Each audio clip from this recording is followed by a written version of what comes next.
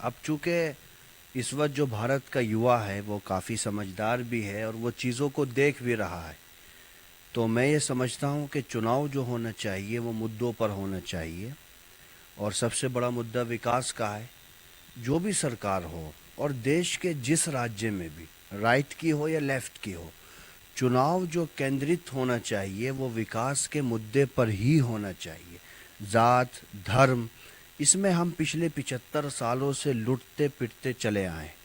और इस वक्त अगर आप देखेंगे तो एक प्रयास हो रहा है कि चुनाव को डाइवर्ट किया जाए, विकास के मुद्दे से हटकर धर्म के नाम पर या जात के नाम पर चुनाव लड़ा जाए।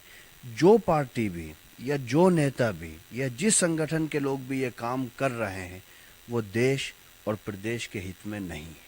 असल में अखिलेश यादव तो चूंकि मुख्य विपक्षी लीडर हैं इस वक्त उत्तर प्रदेश के, और वही सबसे बड़ा सीएम फेस भी हैं, इसलिए स्वाभाविक है, नेचुरल है कि सीएम साहब उन्हीं के बारे में बात भी करेंगे। किसी को लगता है कि शायद ओवैसी जो है एक समुदाय का वोट काटने के लिए काम कर रहे हैं। देखिए, ओवैसी साहब बीजेपी की बी टीम है या सी टीम है उसकी जानकारी मेरे पास तो नहीं है, लेकिन मैं इतना ज़रूर कह सकता हूँ कि ओवैसी साहब जिन विचारों को लेकर के, जिस राजनीतिक आइडियोलॉजी को लेकर के उत्तर प्रदेश में आ रहे हैं, उत्तर प्रदेश की सेकेंड लार्जेस्ट मेजॉरिटी उस आइडियोलॉजी से इत्तेफाक नहीं करती है।